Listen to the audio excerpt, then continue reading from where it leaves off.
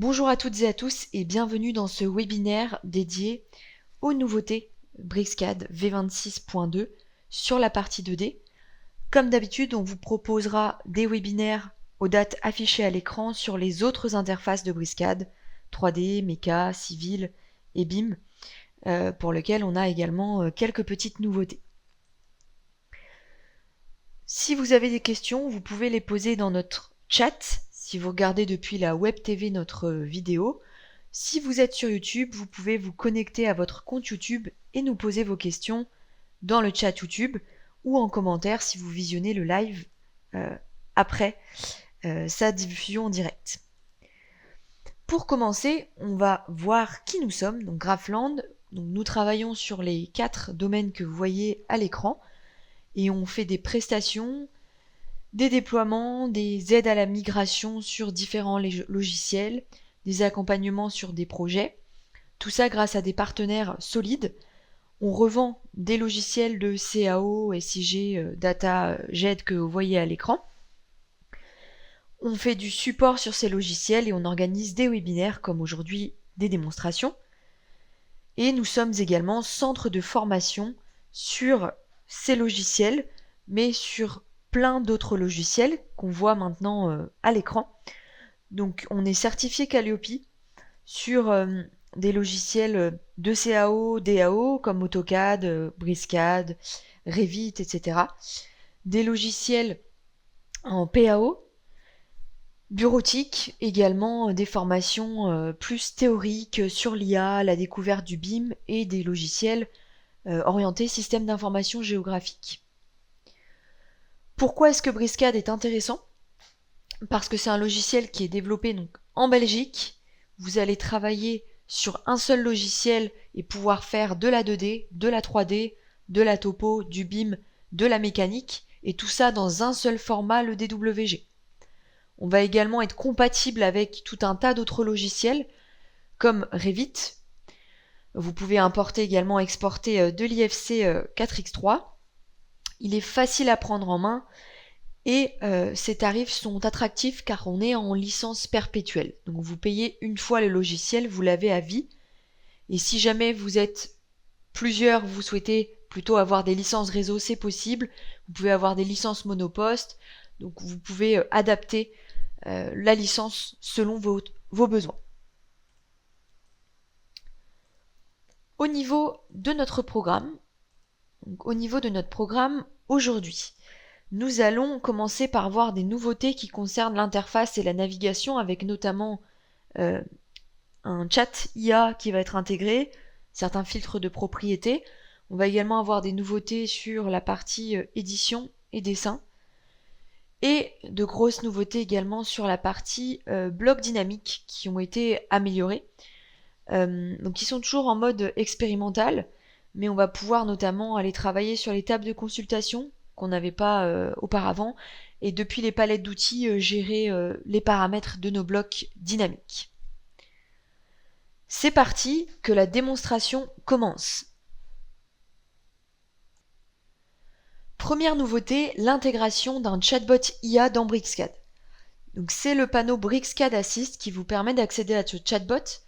Si vous n'avez pas de panneau, comme d'habitude dans BricsCAD, pour chercher un panneau, je fais un clic droit dans mon ruban sur ma colonne de panneaux et je vais chercher le panneau BricsCAD Assist. Pour l'utiliser, il va falloir une première fois que vous vous connectiez à votre compte Bricsys pour accéder au BricsCAD Assist et accepter un certain nombre de partages de données. Donc si vous voulez voir ce que vous partagez comme données une fois que vous avez déjà validé, vous pouvez aller dans Prédiction de l'IA, Paramètres d'analyse, et ici je vais voir les données que je partageais. Donc vous voyez ici que je paramètre mon niveau de licence, mes paramètres utilisateurs. J'ai certaines données qui sont partagées de façon anonyme. Donc vous voyez que je peux aller modifier si je souhaite après le partage de ces données, sachant que je suis obligé d'en activer pour accéder au BricsCAD Assist. Pour l'instant, le BricsCAD Assist ne fonctionne qu'en anglais, donc vous êtes obligé de poser vos questions en anglais. Dans les prochaines versions, ça devait être traduit et on pourra poser nos questions en français. Donc j'ai des exemples de questions que je peux aller poser. Donc par exemple, how do I migrate from another CAD to BricsCAD? Ou comment je vais pouvoir migrer si je suis actuellement sur AutoCAD ou sur d'autres logiciels de CAD. Donc là, c'est en train de travailler.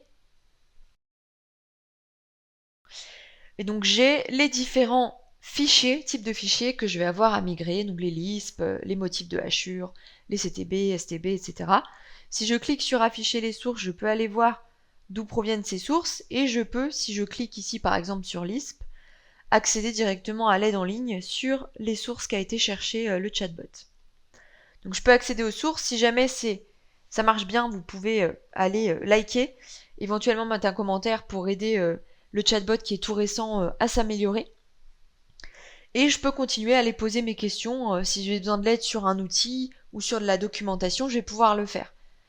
Donc je veux savoir comment fonctionne l'outil filtre par exemple, qui est une nouveauté qu'on va voir pendant ce webinaire.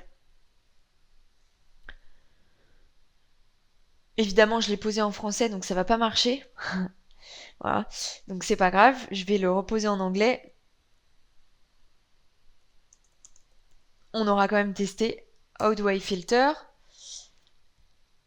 Voilà. Donc là, normalement, je devrais avoir une réponse sur comment filtrer ma sélection, par exemple.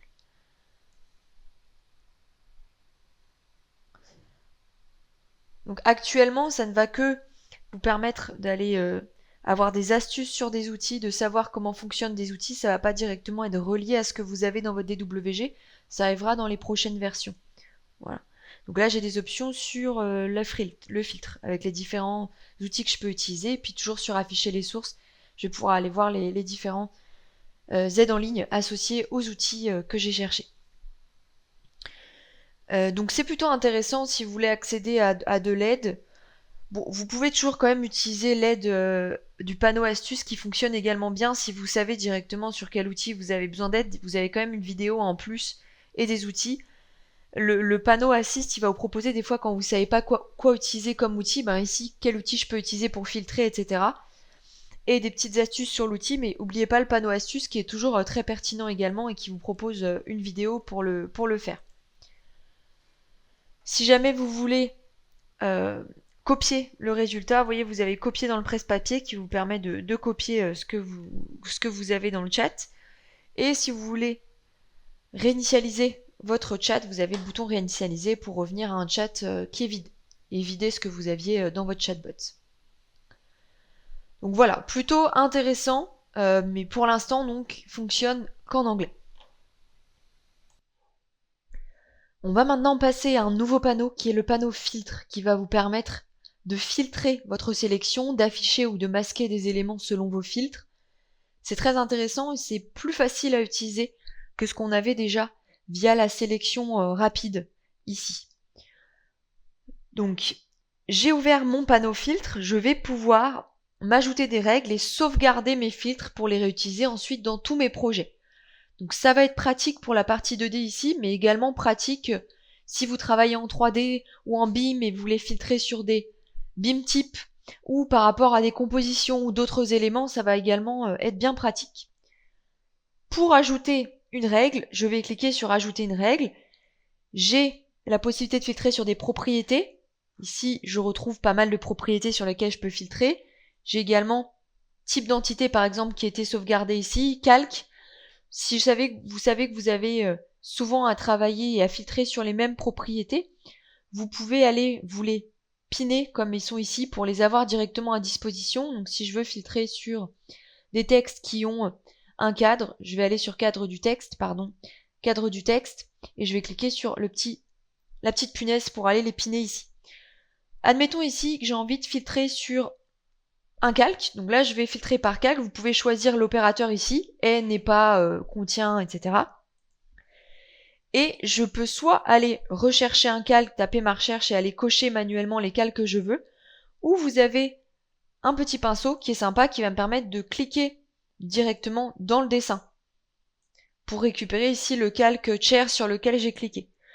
Donc je veux aller récupérer mes chairs, mes chaises et également les éléments qui sont sur mon calque, je sais pas, phone, téléphone. Je choisis les calques sur lesquels je veux filtrer. Je peux ensuite ajouter des règles et, si je veux aller plus loin dans mon filtrage, mais j'ai également la possibilité d'ajouter des règles OU en cliquant sur les 3 petits points ici.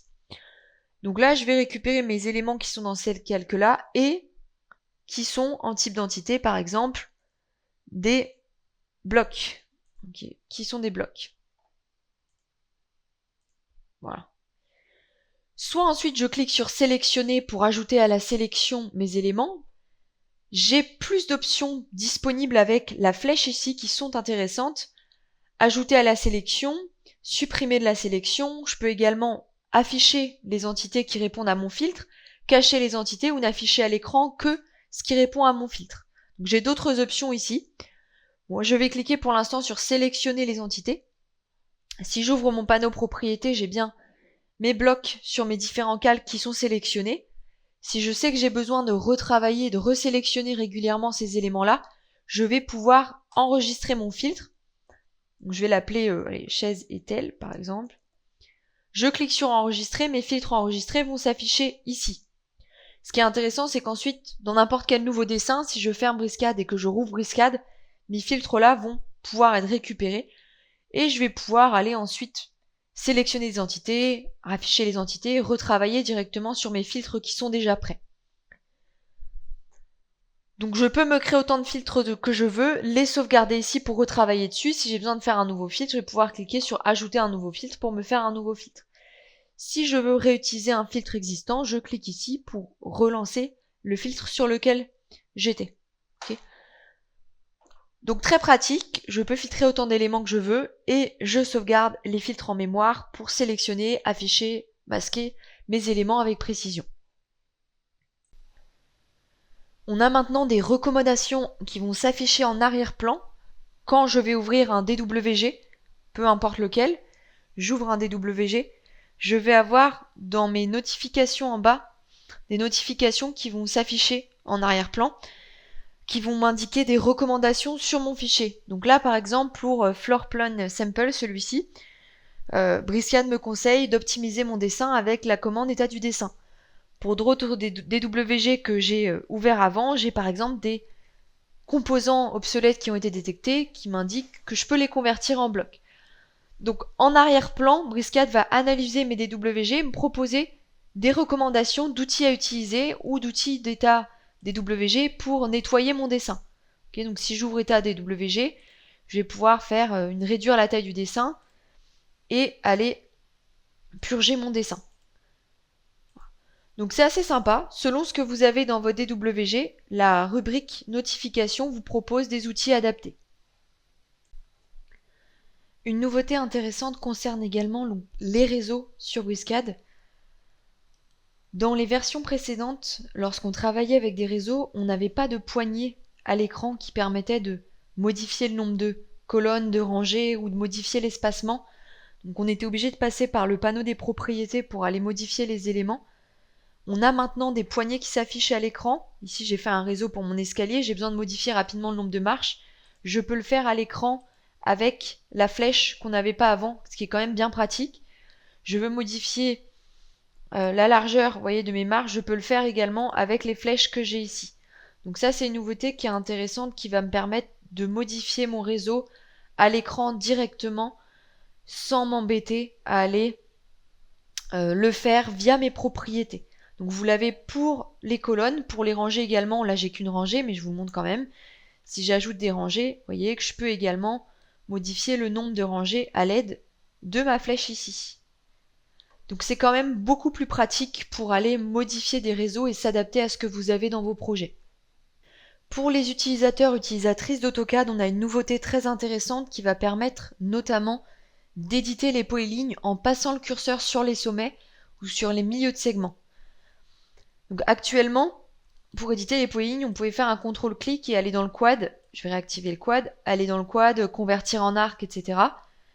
Maintenant, on va pouvoir le faire comme on pouvait le faire dans AutoCAD, à condition de désactiver le quad. Donc ce qu'on va voir ensemble ne va pas fonctionner si le quad est actif, et de vérifier que la variable grip multifonctionnal est bien sur 3.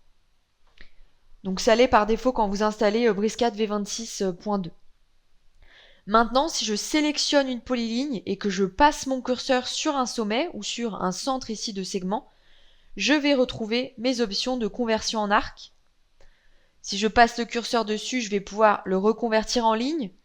Je vais pouvoir ajouter un sommet. Également, si je passe le curseur sur un sommet, supprimer un sommet. Donc je retrouve les options classiques d'édition qu'on pouvait avoir sur AutoCAD. Ça va fonctionner également sur d'autres objets, par exemple sur un arc. Si je sélectionne un arc et que je passe mon curseur dessus, je vais retrouver étirer qui va me permettre d'étirer, rayon qui va me permettre de modifier le rayon, qui va me permettre comme ça d'être fluide dans mon édition. Si j'ai également des lignes, pareil, je vais pouvoir passer mon curseur sur un bout de ligne, faire étirer pour aller l'étirer, ou j'ai l'option également allonger qui va me permettre directement de spécifier la distance que je veux rajouter sur ma ligne. Ok.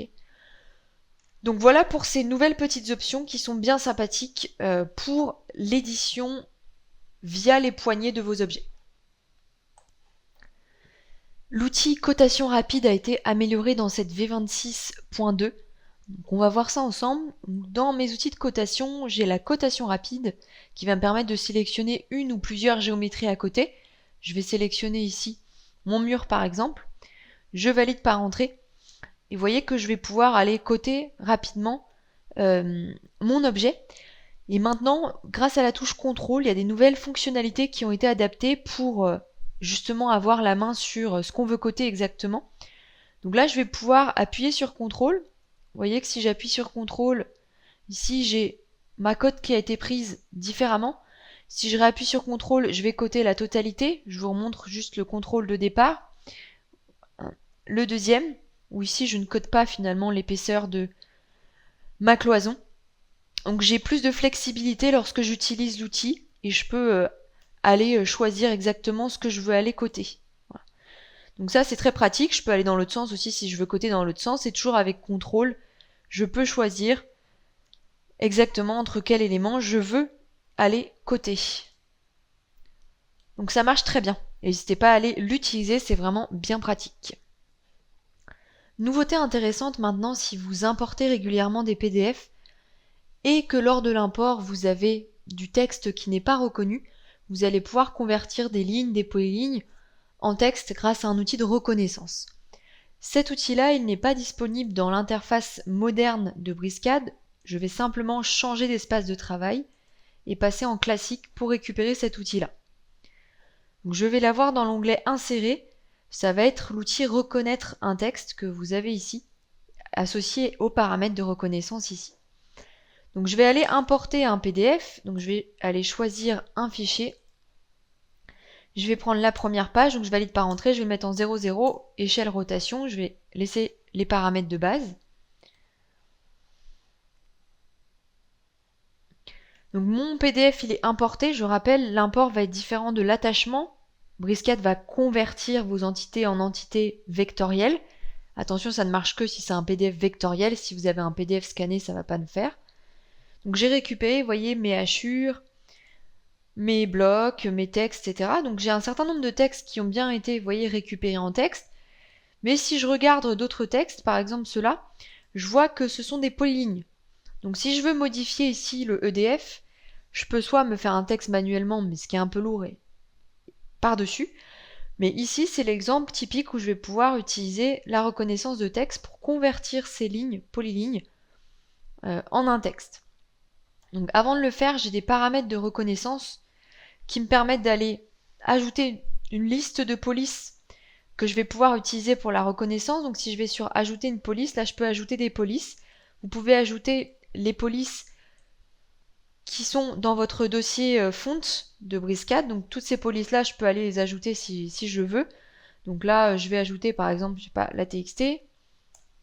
Je vais ajouter d'autres polices. La TXT, j'avais vu qu'elle se rapprochait à peu près de mon texte. Je peux ajouter donc par exemple la romance. Ok.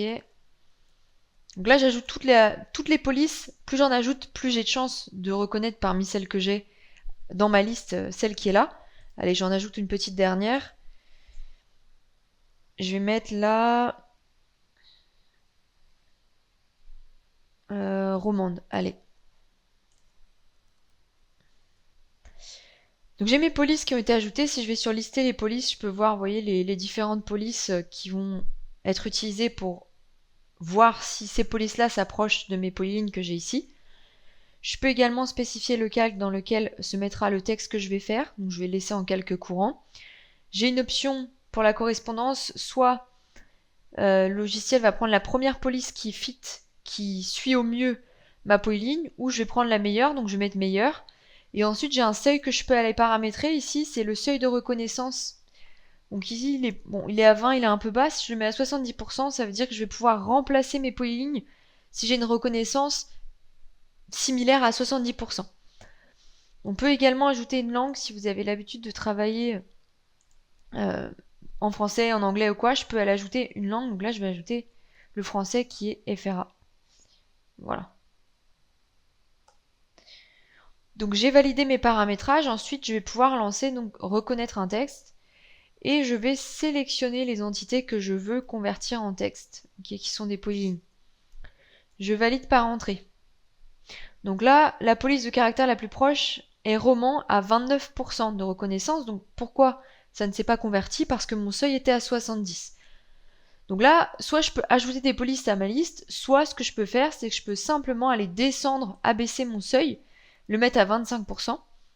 Comme ça, s'il y a une reconnaissance au moins de 25%, la police sera remplacée. Donc je vais le laisser comme ça, je vais sélectionner mes textes, je valide par entrée, donc j'ai mes éléments qui ont été convertis en texte. Alors le texte va par défaut s'aligner avec le SCU actuel. Donc là je peux aller le refaire pivoter si je veux derrière pour le repositionner. Si je voulais que ça se mette directement bien garder la même orientation, il aurait fallu juste que je me crée un petit SCU au départ pour m'aligner dessus. Mais donc ça a bien marché, j'ai maintenant récupéré mon texte multiligne que je vais pouvoir aller modifier.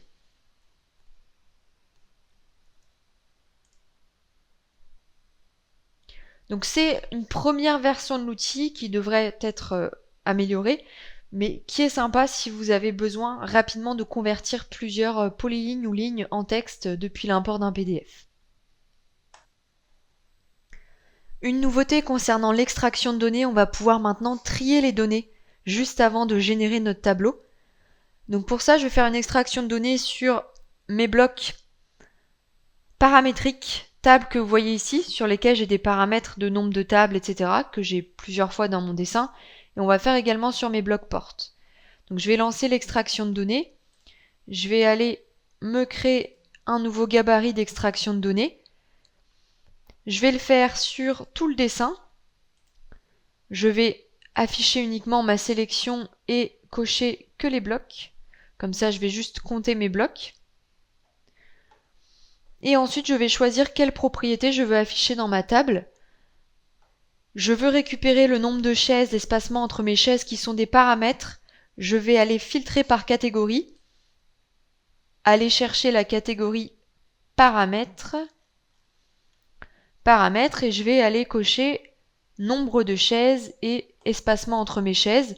Je laisse bien inclure la colonne nom, ce qui va me permettre de récupérer le nom de mon bloc et combiner les rangées identiques pour mettre sur la même ligne les éléments qui sont similaires et avoir mon compte. C'est cette page-là qu'on a à l'étape suivante qui est nouvelle dans cette V26.2 qui va me permettre de faire un tri. Donc je vais cliquer sur définir le tri et je vais pouvoir aller indiquer que je veux trier par nom. Croissant, ok, donc là je vais trier par nom, donc je vais d'abord avoir mes tables, puis ma porte. Ok. Je peux ensuite aller filtrer si je veux, par exemple par nombre. Puis je peux ajouter d'autres filtres, je peux filtrer par nombre, puis par exemple par nombre de chaises. Okay. Ce qui va me permettre de trier par nombre, puis de classer par nombre de chaises. Voilà, donc je peux faire mes tris comme je le souhaite. Je peux également le faire en cliquant sur mes champs ici si je veux. Je clique sur suivant et je vais générer mon tableau dans le dessin. Je clique pour définir le point d'insertion de mon tableau. J'ai mon tableau qui est généré et j'ai bien mon tri qui est fait au préalable. Concernant les blocs dynamiques, on a des nouvelles avancées dans cette V26.2. Si jamais vous n'avez pas encore travaillé sur les blocs dynamiques, je vous invite à aller voir le webinaire sur la V26 qu'a fait ma collègue Julie Allison Ducrot, qui montre comment créer et éditer des blocs dynamiques dans Brixscan. Pour que ça fonctionne, je rappelle simplement qu'il faut bien activer le mode expérimental ici sur la page d'accueil. Vous pouvez l'activer, relancer Briscad pour avoir ces options-là sur les blocs dynamiques. Dans les prochaines versions Briscad, ça sera intégré en fonctionnalité principale. Donc ici, j'ai bien activé le mode expérimental. J'ai un bloc ici, place de parking, que j'ai créé, qui pour l'instant n'a pas de paramètres. J'ai envie de modifier la longueur, largeur de ma place de parking. Je vais pouvoir ajouter des contraintes dimensionnelles et donc créer un bloc dynamique. Donc je vais double-cliquer pour rentrer dans mon éditeur de blocs. Je choisis bien l'option dynamique ici qui va me permettre de récupérer l'éditeur de blocs dynamique. Et donc on va retrouver ici les options, donc paramètres, actions et visibilité pour la partie bloc dynamique. La nouveauté dans cette V26.2, c'est qu'on va pouvoir ajouter des contraintes dimensionnelles. Actuellement, on pouvait ajouter simplement des contraintes géométriques pour contraindre du parallélisme ou de lignes à être perpendiculaires, etc. Maintenant, on peut ajouter des contraintes dimensionnelles pour modifier les dimensions des éléments de notre bloc. C'est ce qu'on va faire. Alors, la commande, elle n'existe pas dans le ruban. Pour l'instant, on est obligé de la taper dans la ligne de commande. Donc, c'est une commande qui va s'appeler param contrainte bloc. Je vais valider par entrée. Je vais choisir quel type de contrainte je veux créer. Ici, une contrainte linéaire entre ce point-là, ce point-là. Je fais entrer pour lancer ma dernière commande, je reprends ma contrainte linéaire entre ce point-là, ce point-là. Pour visualiser tous mes paramètres et contraintes, je vais ouvrir le gestionnaire de paramètres et je vais pouvoir aller les visualiser ici et éventuellement les renommer. Donc je vais l'appeler largeur et D2 longueur. Okay.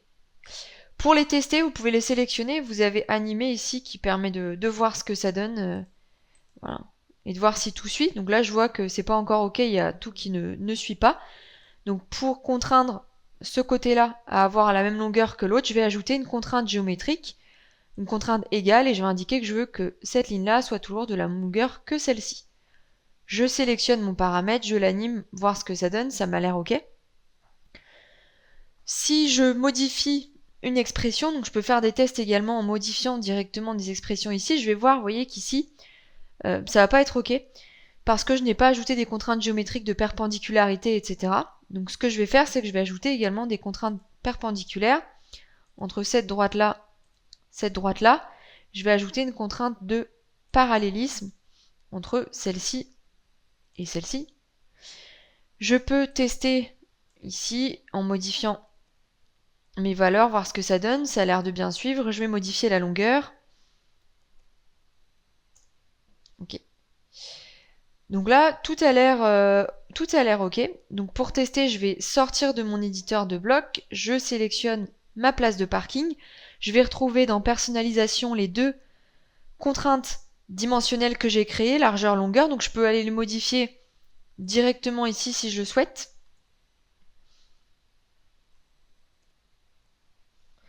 Ou je peux directement cliquer sur les poignées qui s'affichent à l'écran pour aller modifier les dimensions, ce qui est pratique également.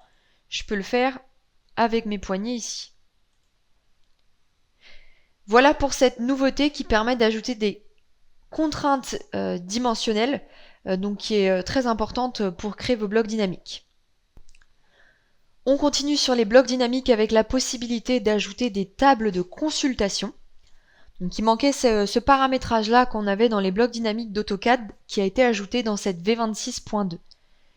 Je vais rentrer dans mon bloc dynamique place de parking que je viens de faire et je vais donc avoir maintenant un paramètre recherché que je vais pouvoir créer et l'action associée recherchée qui va me permettre de me créer ma consultation.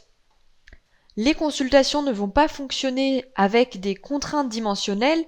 Ce que je vais faire, je vais supprimer mes contraintes dimensionnelles et je vais recréer des paramètres linéaires pour pouvoir faire ma table de consultation. Donc, je vais faire ma distance 1 largeur. Je me remets ici la longueur et je vais créer mes actions d'étirer pour la largeur. Hop, je sélectionne ce qui est impacté. Je vais mettre mon action d'étirement ici. Je fais la même chose pour l'autre, donc étirer pour la longueur. Hop. Je positionne mon action. Donc c'est bon, mes paramètres sont créés. Je les retrouve également dans mon gestionnaire de paramètres, dans paramètres d'action. Je vais pouvoir maintenant créer ma table de consultation. Pour ça, je vais d'abord créer mon paramètre recherché, que je vais positionner ici. Je peux éventuellement le renommer en type place. Et je vais associer l'action recherchée à mon paramètre. Je la positionne. Je vais ensuite pouvoir paramétrer ma table de consultation. J'ai une fenêtre qui s'ouvre, je vais pouvoir ajouter mes propriétés. Donc ici, je veux modifier les largeurs, longueurs pour avoir une liste des places, des tailles standards de places de parking. Donc je vais ajouter ma largeur, ma longueur, et ici, je vais pouvoir aller les paramétrer. Donc en largeur, je vais mettre par exemple 2300, en longueur 5000. Donc ici, je vais l'appeler 2300 par 5000. Je vais pouvoir me mettre ici 2500 par 5300. Je vais mettre quelques dimensions, on va dire, standard. 2500 par 5300. Et allez, je vais mettre une dernière. Donc je vais mettre 2000 par 5300. Donc je vais l'appeler 2000 par 5300. Ok. Donc j'ai créé ici les paramètres de ma table de consultation. Ok, donc j'ai ici personnalisation si jamais je veux quand même spécifier mes éléments personnalisés. Voilà, donc je peux aller éventuellement supprimer une rangée, voilà, ou retravailler dessus. Je vais le laisser comme ça. Donc si j'ai aucune correspondance par rapport à la largeur, longueur, je serai en mode personnalisation. Et je vais cliquer sur OK. Maintenant, je vais pouvoir sortir. Donc je vais fermer enregistrer de mon bloc. Je vais sélectionner mon bloc. Je vais retrouver ici les paramétrages de ma table de consultation. Et je vais pouvoir aller choisir parmi les dimensions. Okay, les dimensions standards que j'ai spécifiées. Donc je les retrouve également dans le type place ici. Je peux aller le modifier ici. Et donc si je modifie mes dimensions et que je mets une longueur bien spécifique avec une largeur et que le combo n'existe pas dans mon type place, je vais retrouver le personnalisation que j'avais tout à l'heure. Donc ça fonctionne comme dans AutoCAD, je peux comme ça me faire mes tables avec les normes de dimensions standard de mes objets. Pour les palettes d'outils, on peut maintenant gérer les paramètres de vos blocs dynamiques dans la palette avant insertion. C'est très intéressant. On va le voir ensemble. Pour ça, donc j'ai ouvert mon panneau palette d'outils. Je vais ouvrir l'explorateur de dessin et je vais aller ajouter par exemple ma porte à la palette actuelle. Donc elle va apparaître ici. Donc si je l'insère comme ça, donc je vais pouvoir l'intégrer dans mon projet et je retrouve mes paramètres dynamiques. Maintenant, on a la possibilité, si je fais un clic droit propriété, d'aller en amont choisir les valeurs de nos paramètres dans personnalisation. Donc ici, je peux indiquer qu'avant de l'insérer, je veux que la charnière soit à droite. Maintenant, quand je vais l'insérer, vous voyez, ma charnière sera à droite. Ce qui va me permettre ensuite, si je la sélectionne et que je fais un copier-coller, que j'en mets plusieurs, de me préparer en fait et de me dire dans ma palette d'outils, je vais déjà avoir ma porte charnière droite qui va être prête à être insérée. Et celle-ci que je vais paramétrer en gauche, je valide, je la renomme porte gauche, et ce qui va me permettre déjà dans ma palette de préparer toutes mes options de porte avec ici la charnière ou la largeur, des largeurs différentes, etc. Donc ça c'est très intéressant. Dans les propriétés, je peux maintenant gérer les valeurs de mes paramètres de bloc dynamique. On en a terminé pour ce webinaire. Quelques nouveautés vraiment intéressantes comme le filtre de sélection par propriété. En dessin, en édition, des améliorations au niveau des poignées, des cotations qui vous permettent de travailler plus efficacement. Et sur les blocs dynamiques, toujours une amélioration avec les contraintes, les tableaux de consultation et la gestion dans les palettes d'outils. Les tarifs de Bricscat sont affichés à l'écran si jamais le logiciel vous intéresse. Vous pouvez également le télécharger et tester le logiciel pendant un mois. Je vais maintenant couper mon micro et rester disponible pour vos questions.